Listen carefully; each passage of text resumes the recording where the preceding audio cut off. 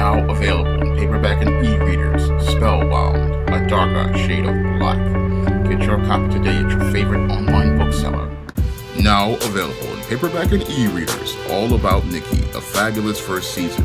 The Fresh Prince of Bel-Air meets Clueless in this absolutely fabulous African-American 1990s teen sitcom. Get all 13 episodes of All About Nikki, The Fabulous First Season in paperback and e-readers today.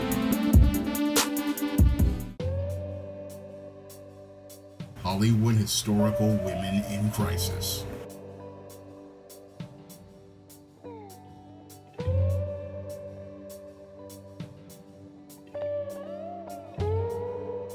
One of my viewers wanted to know what happened to pop star Britney Spears and wanted me to talk in depth about her and what I thought of her.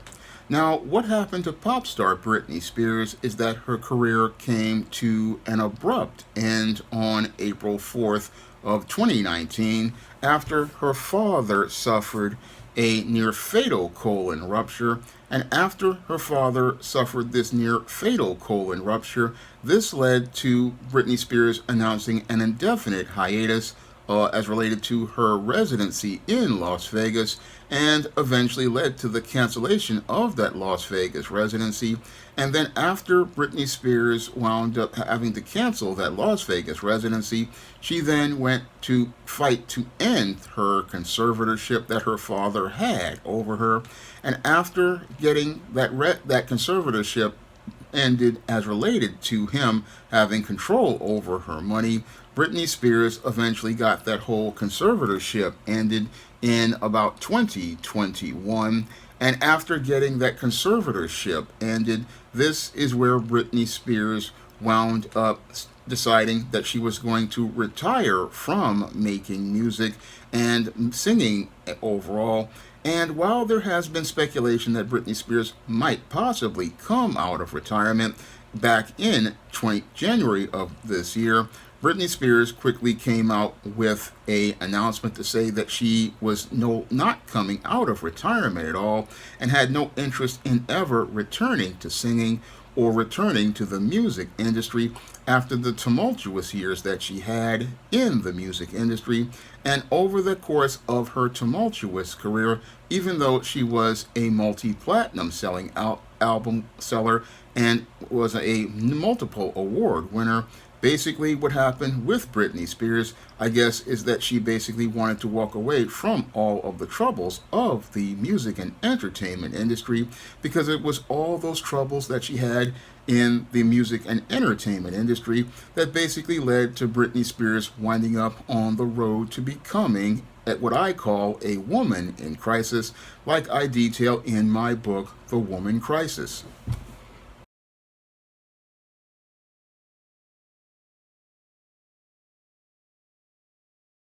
Now, Britney Spears is considered to be one of the icons of entertainment for the millennial generation and one of the iconic singers of the late 20th and early 21st century.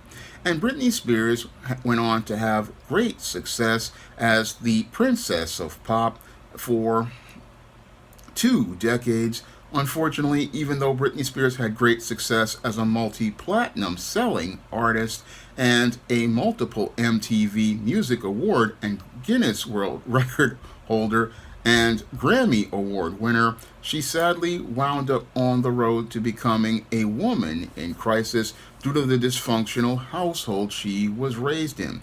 Now, Britney Spears' road to being on the road to being a woman in crisis comes way before she was even born, because according to an article in Psychology Today, it alleges that Britney Spears claims that the issues with her family go far back as her grandfather on her father's side and the whole pattern and paradigm for life that he had, because the pattern and paradigm that Britney Spears' grandfather had basically was to live off of women, which is something that many cads wound up doing back in the 19th century, because in the 19th century, many cads and womanizers, what they would do is go out here and find a wealthy heiress, and after they found that wealthy heiress, they would basically marry that woman, and after they would wind up marrying marrying that woman, what they would do is declare that woman to be mentally incompetent.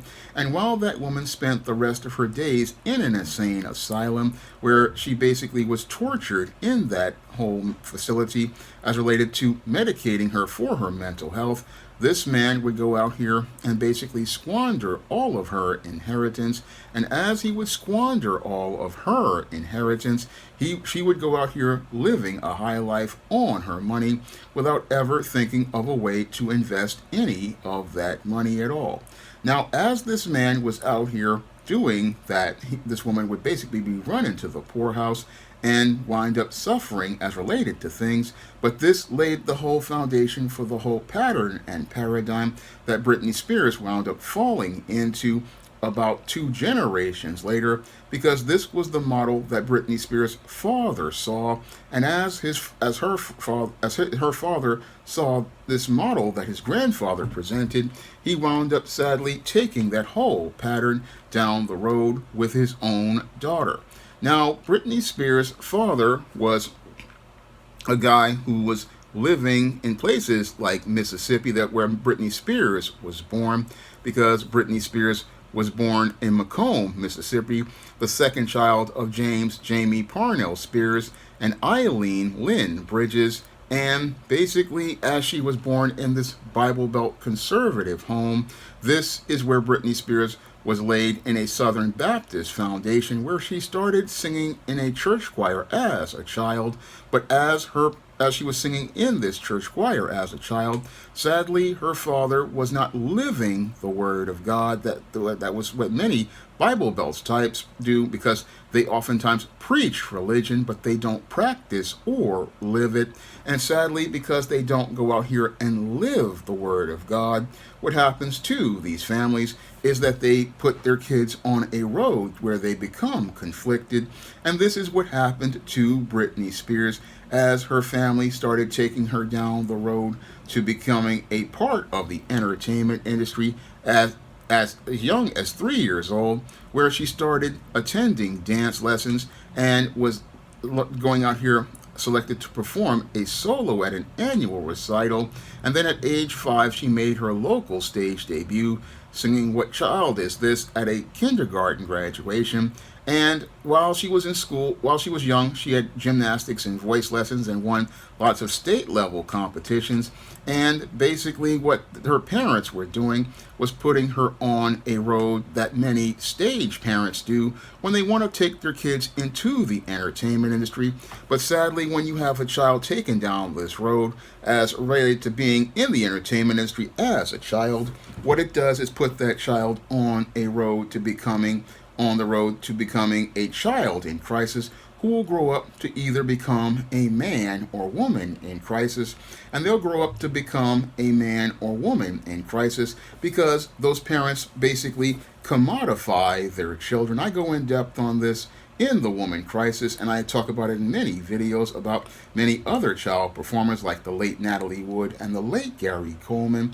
And what happens with these parents is that instead of seeing their child as a person who needs to be given love and needs to have their emotional needs met, what happens is that the parent becomes detached from their child, and instead of seeing their child as a person, what they do is see their child the same way an entertainment executive sees them as, and what they see them as is a property, and a property that they can go out here and sell to others as a commodity that they can go out here and get money for. I talk about this in my screenplay, All About Marilyn, which deals with a faded former teen sitcom star of a show called All About Nikki and the struggle she deals with as related to trying to rise in the entertainment industry. And again, in the entertainment industry, people become extremely detached from people. And as they become detached, they don't see a person as a human being. And that basically can do damage to a child. Because instead of being seen as a child and being able to enjoy a childhood, they basically are just seen as having to work in different entertainment areas or train for different entertainment events. And that's what happened with Britney Spears as she was very young. I mean, she basically was seen as just in her own world. This is her in her own world. And again, she was found out that this is what her parents wanted her to do, and basically took her down this road to entertainment at an early age. Now, when Britney Spears was just 8 years old, her mother traveled all the way to Atlanta, Georgia, to have her be a part of the 1990s revival of the Mickey Mouse Club. But she was told she was too young. But she was introduced to Nancy Carson, a New York City talent agent, and she was impressed with Britney Spears and insisted in enrolling her in the Professional Performing Arts School.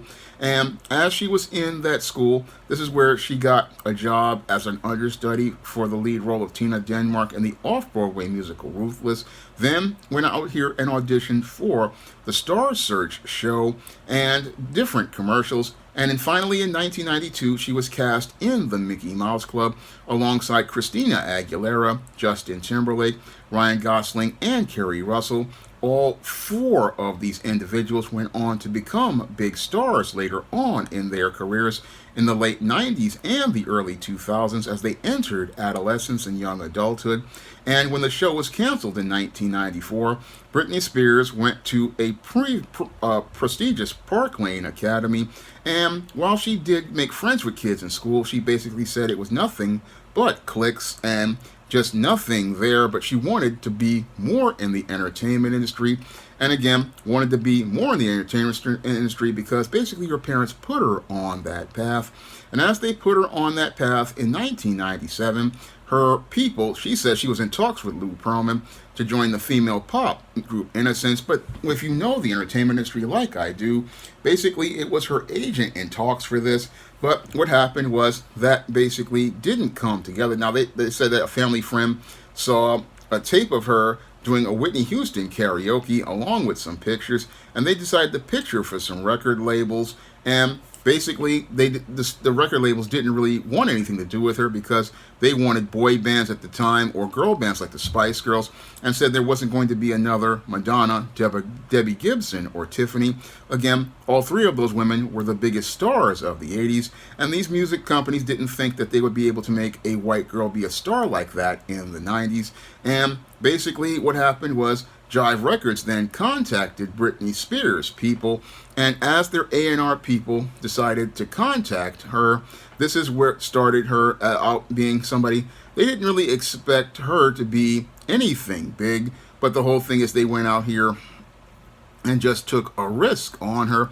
And as Jive Records took a risk on her, they came up with developing her first album, which was Baby One More Time, which features the legendary iconic song Hit Me Baby One More Time, which is now considered to be a classic iconic song that basically defines the millennial generation. And that album basically, once it came out, basically became a 2-time platinum album and wound up selling over 10 million records worldwide, and basically made Britney Spears into one of the biggest stars of the late 20th century, and went on to make her one of the biggest stars in the early 21st century.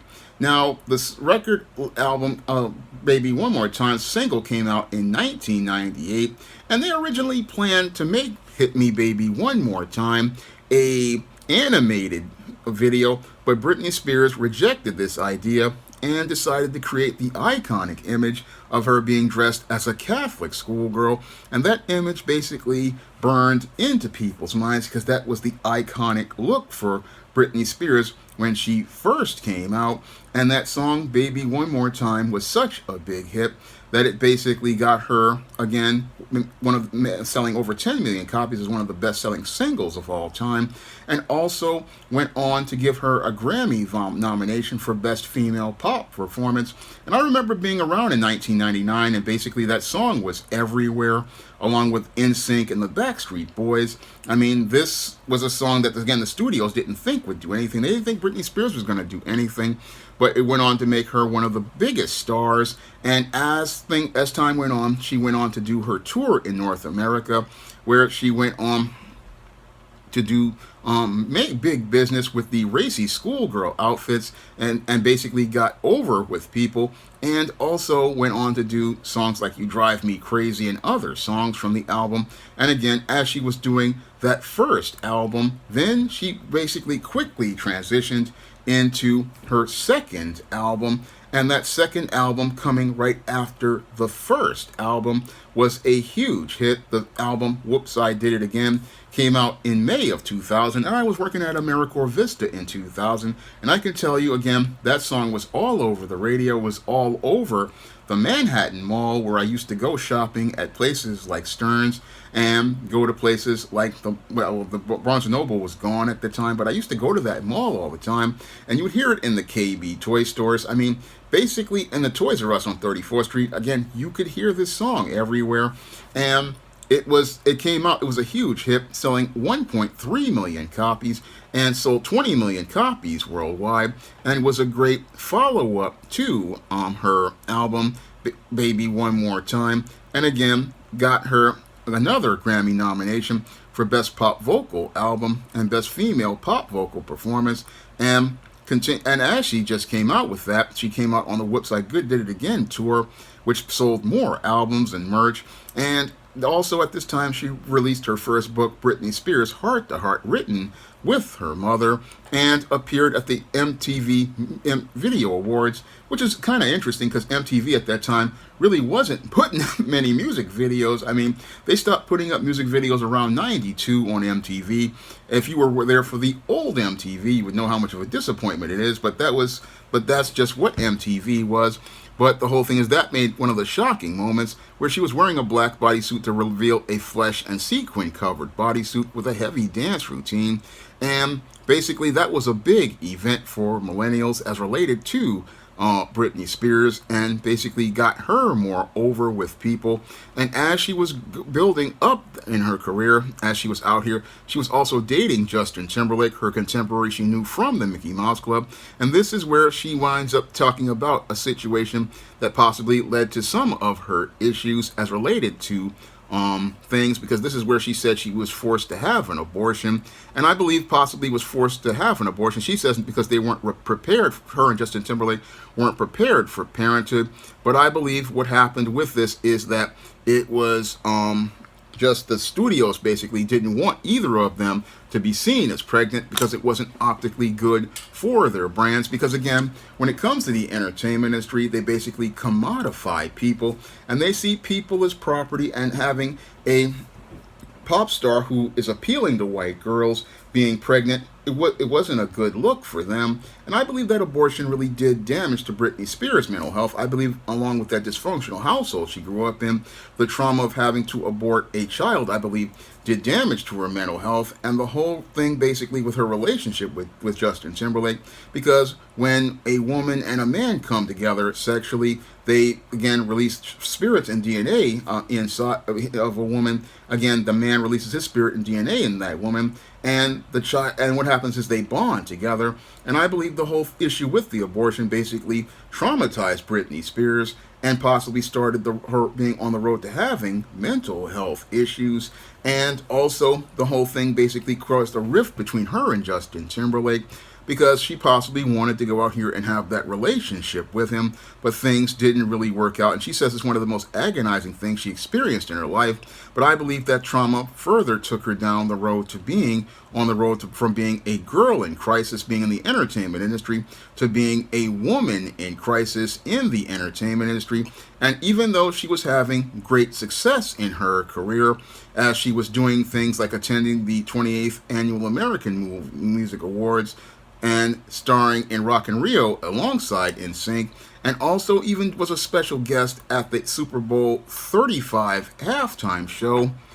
She was, again, just out here having great success, even had a deal with Pepsi and wrote another book with her mother's gift, and then went out here and released her third album and looked to even start out to go out and branch into acting. And as she looked to branch out into acting, she looked like she was on her way to becoming a triple threat in that she could sing, dance, and act. This is what she wanted to do, but she said that there were issues with method acting that really made her not really like acting, because she would try to just immerse herself into the character and become the character. But the problem is she didn't know how to come out of the character, and that was what gave Britney Spears a lot of issues with acting. But she did go on and have a huge hit with Crossroads, because Crossroads was a box office hit when it came out. And she also even opened up her own restaurant in New York City. I mean, she was doing very well, but the whole thing is that as she was doing well as related to her business affairs, the problem with Britney started when around 2003, when she started to look to go out here and hope to build a family. And the first guy she tried to get with, basically, I believe, studio executives, just told her she couldn't marry that man, even though she was out here and had sexual relations with Justin Timberlake before. She wound up wanting to marry a childhood friend, Jason Allen Alexander, and wanted to marry a man basically because she wanted to, again, have a home and a family life. But she was basically, I believe, denied the ability to have that home and family life because the marriage was annulled following a petition to the court saying that Britney Spears lacked understanding of her actions. But I find it interesting that people say that she did lack understanding of her actions, but the whole thing, they were okay with her having an abortion. But the whole thing, I believe, again, is that the studio didn't want her to be married because they believed it would be optically bad for her brand, and again, because the business wanted to go out here and protect their property, they kept her from being able to be a person. And this basically led to Britney Spears eventually winding up annulling this marriage to her childhood friend, who she had known for years. And after this, about 3 months later, she then looked to get involved with Kevin Federline, and was looking to get involved with Kevin Federline, I believe, because basically she was looking for love as a person, looking for someone to love her, someone to meet her emotional needs, because according to reports, the only person who she believed just truly cared about her as a person was an aunt that she had. And this aunt was the only person who she felt truly cared about Britney as a person, and the only person who loved Britney as a person. That's the whole sad part about Britney Spears, is that even though she had this great success as a musician, she never really had anybody there to love her. Her parents basically saw her as property. The studio executive saw her as property, but nobody really saw her as a person. Nobody really cared about her as a person, and she was looking for that love from someone because everybody was basically commodifying her. And sadly, what happened to Britney Spears is in 2004, after getting the marriage annulled from her childhood friend, what happened is she got engaged to Kevin Federline, and Kevin Federline basically was just another predator looking to prey on Britney Spears, and basically saw her as a way to get a come up for himself, because Kevin Federline basically was one of these whoremonger males. Now, he was already involved with actress Shar Jackson from the show Moesha, and was pregnant with her second child at the time, and was possibly out here getting child support from Shar Jackson from those biracial children. And as he was getting that money from her, because according to community property, the woman who makes more money than the man has to pay spousal support to the husband, and he basically looked to get involved with Britney Spears because it would be a bigger payday for himself. That's the only reason I believe Kevin Federline got involved with Britney Spears, because he saw that she was emotionally vulnerable, and because he saw that she was emotionally vulnerable and was looking for love, he basically took advantage and exploited Britney Spears' need for love in an effort to elevate his own social status, because this man already, again, had children with another actress, but again, that wasn't enough for him because she didn't have enough clout, because she was a black actress and she was working on a show like Moesha, so that wasn't really going to do nothing for him. But being involved with them, this is when he went out here and elevated himself into the stratosphere, and did this as he was out here with Britney Spears. And again, Britney Spears basically was a woman in crisis because, again, she was looking for love. And what's sad is she was surrounded by predators. This is where she got involved with Madonna and the Kabbalah religion. And again, looking for love, looking for a spiritual direction, because the pseudo-Christian religion her parents were a part of were not really giving her a relationship with God. No, because Britney Spears didn't get that relationship with God, she wound up being put in the path of all sorts of wicked people.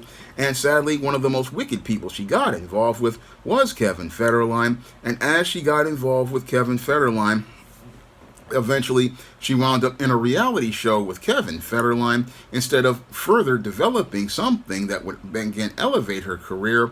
This was basically something due to her not having any sort of direction, and again, no direction, putting her further on the road to becoming a woman in crisis whose life was becoming more and more erratic ever since the direction of her life with the relationship with Justin Timberlake that fell apart, and things became more erratic. And as time went on, again, she had made a perfume deal, and again and that was another thing that made her big. But around October 2004, she decided to take a break from her career to start a family, because Britney Spears wanted to again build a family. And she wanted to go out here and build this family, but sadly she couldn't see that she was basically falling into the pattern that her grandfather had of being the kind of a woman that was making a lot of money and getting involved with the kind of man that her grandfather was like. And basically, this is where Britney Spears didn't see where she was going as related to the pattern of her life until later, that she had basically fallen into the same pattern that her grandfather had, the same pattern where he was living off rich women. And sadly, what was happening is Britney Spears was wound up reaping what her grandfather had sown, greater than he had sown. And sadly, her father put her down that road because that was the model he saw growing up, and he couldn't really see that he is putting his daughter on the road to being a woman in crisis, like his father basically was putting her on. And again, as things went on, she wanted to take this break to go out here and have some children and build an actual family, because success for women, like I talk about in The Woman Crisis, for women is being married and having a family. That's what Britney Spears really wanted. She wanted to have that family and that home.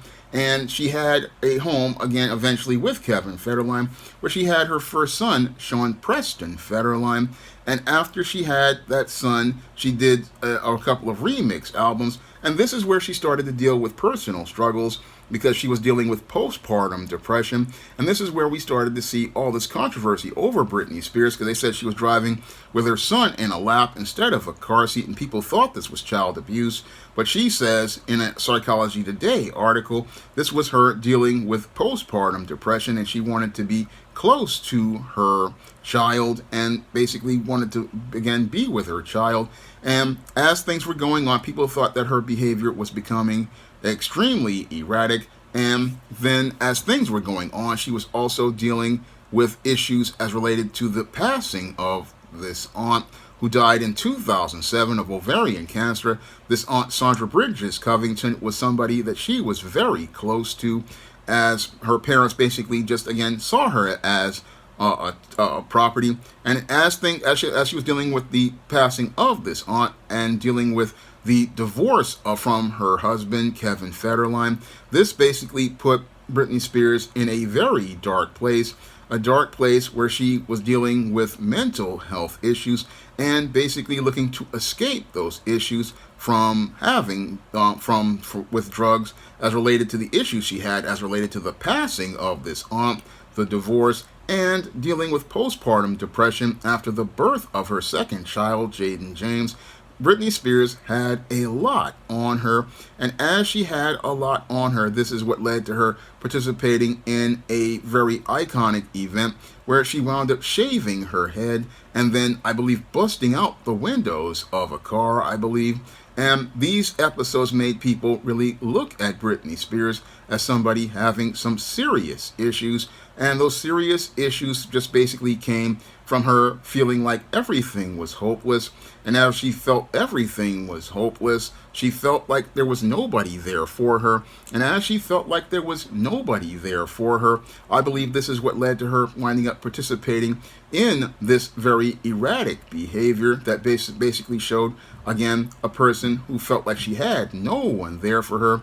And this is where they decided to put her into rehab and, again, continued to treat her like a commodity, where basically, like she says in the Psychology Today article, lots of people basically came in and out. Doctors came in and out, gave her multiple prescriptions, and this is where she was diagnosed with being bipolar.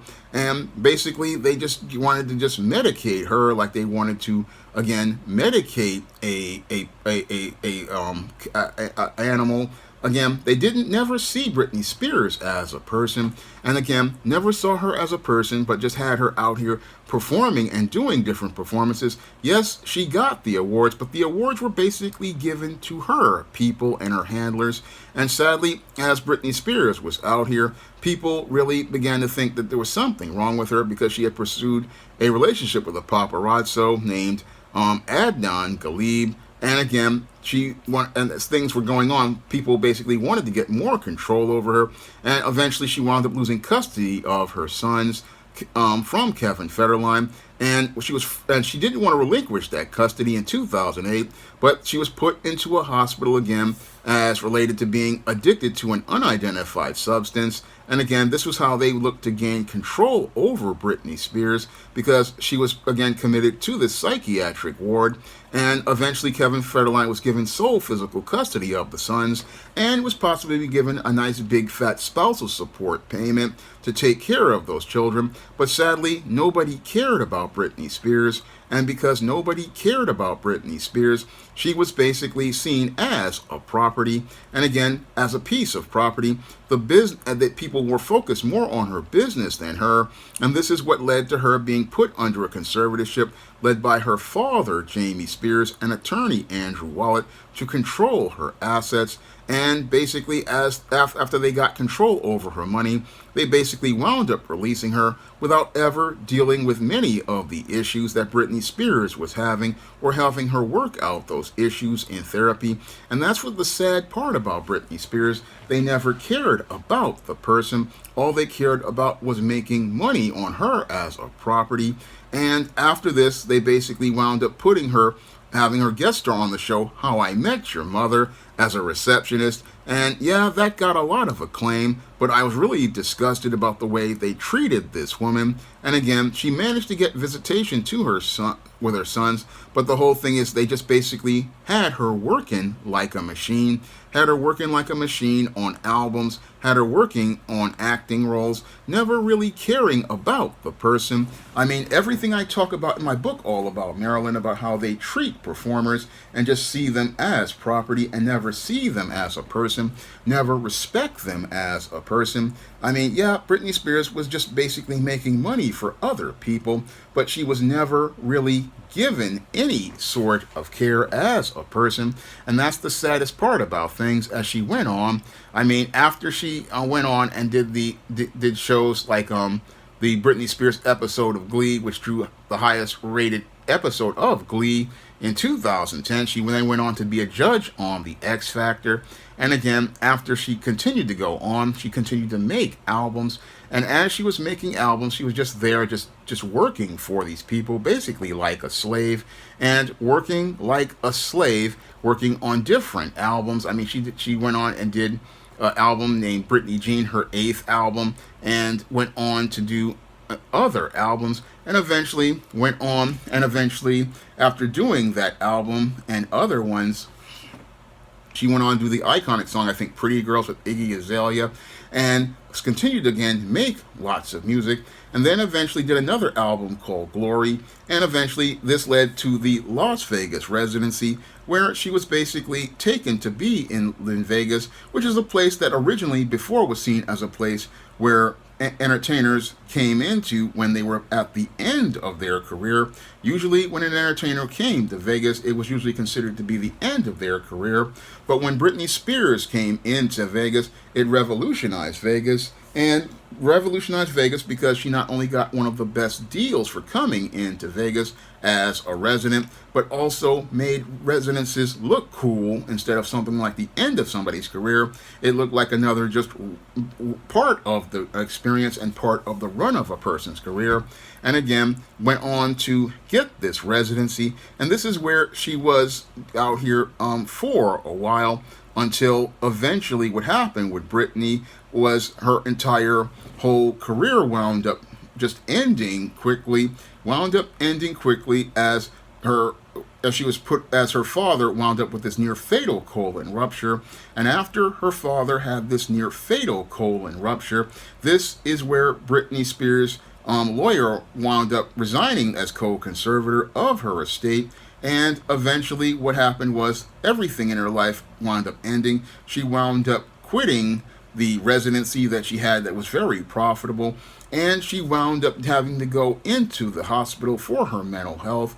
And basically she wound up in a situation where she was dealing with issues with her legal team, who basically wanted to cancel the residency because that Britney Spears was refusing to take her medication that basically kept her medicated and under their control.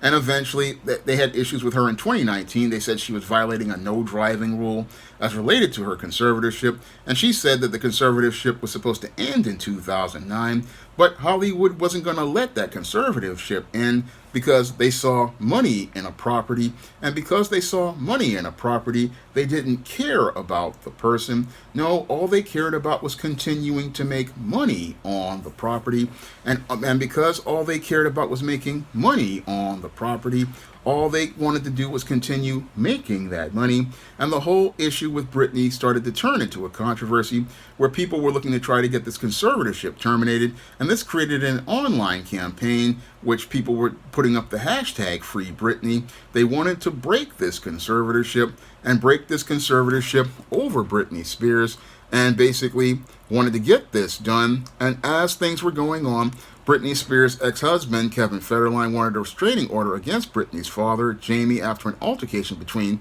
him and Kevin Federline, which was very interesting. This man just came out of a near-fatal colon rupture, but he wants to fight with the baby daddy. Again, showing how things were dysfunctional with this family.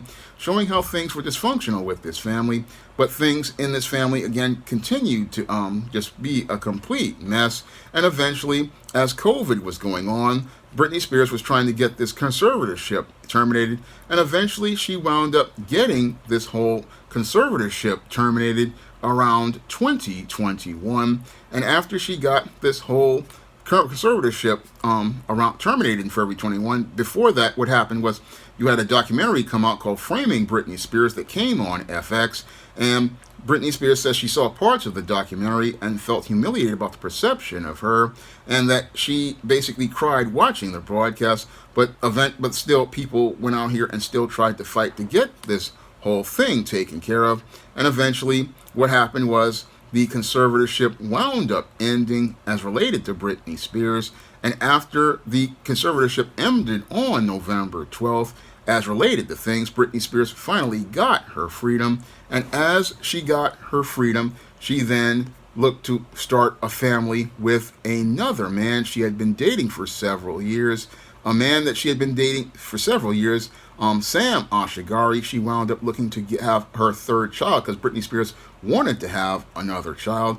And eventually she wound up having trying to have that child with Sam Ashigari.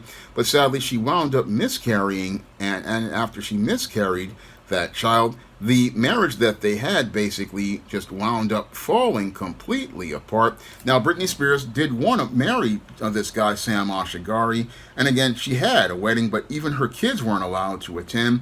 And Britney Spears' first husband, Jason Alexander, tried to crash the party with a knife, but was arrested. I mean, this was just more chaos, and just a lot of chaos in Britney Spears' life.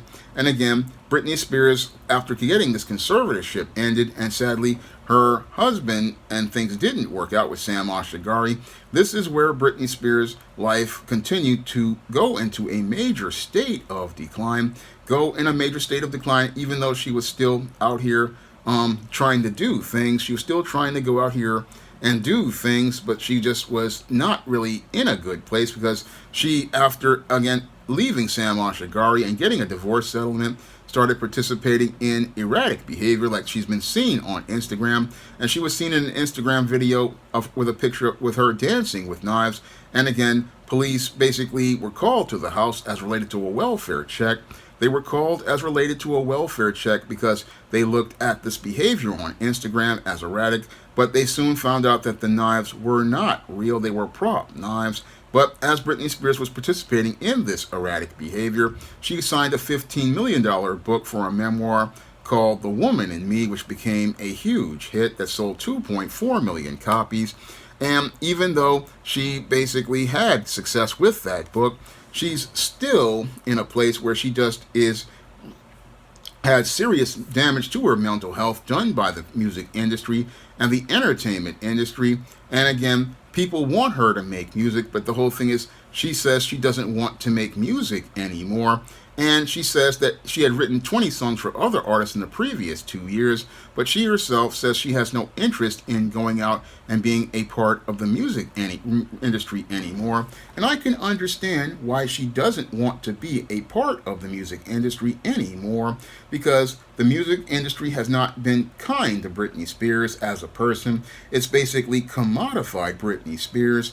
And as it is commodified Britney Spears, she has not been seen as a person. It has not looked out for her needs, and it's basically allowed her mental health to wind up deteriorating. And I believe it was the source of a lot of the issues she has with her mental health. And when I listen to Britney Spears and I listen to all the things that happened to her, reading the Psychology Today article, reading about all the ways she was mistreated, I can understand why she wanted to walk away from the entertainment industry. And these days with Britney Spears, the only thing that she does these days is basically she was starting to do nude pictures on Instagram, but her son went out here and made a statement, and she basically stopped doing that. But now these days she's basically running around in G-string bikinis, showing off that pancake backside and just trying to show out just on Instagram most of the time. That's all she's doing right about now.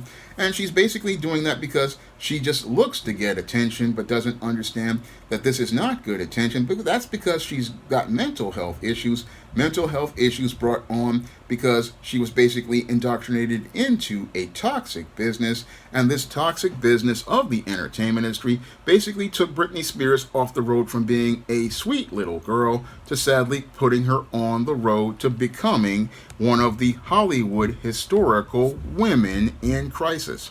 Now, if you want to learn more about what leads to entertainers winding up on a dark road, you can pick up my screenplay book, All About Marilyn, which goes in depth on how entertainers are basically treated like property and not like people, and how this can have a devastating impact on a person who's working in the entertainment industry because they wind up getting dehumanized. And you can find that book on Amazon.com in paperback and Kindle format. You can also find it you can find it only on Amazon, because really I don't have it anywhere, but they're at paperback and Kindle format. And if you want to learn why so many women like Britney Spears wind up having issues in life where they can have it all but feel like their lives are going nowhere, you can pick up my book, The Woman Crisis, on Amazon.com in paperback and Kindle format. You can also find The Woman Crisis at other online booksellers like Draft the Digital, Google Play, Barnes & Noble. And you can also find it at big box retailers like Walmart and Target. Now, this was a video requested by a viewer, and if you want to request a video, And you can send a donation for a minimum of $15 to the PayPal or the Cash App. And if I know something about that subject, I will make that video for you. That's all I have to say for this requested video. You can comment, rate, and subscribe. Now available in paperback and Kindle, All About Marilyn. Learn all about the struggles of a faded former teen sitcom star in this absolutely fabulous 5-star screenplay. Get All About Marilyn in paperback and Kindle on Amazon.com today. Now available in paperback. From the author of the critically acclaimed book The Man Crisis comes The Woman Crisis. Learn why so many women have become lost in their quest to have it all in The Woman Crisis. Get your copy of The Woman Crisis in paperback at Amazon.com and online booksellers today. Support Black-owned and Black-operated digital broadcast media. www.niceradionetwork.com. Nice Radio Network, broadcasting 24 hours a day, 7 days a week.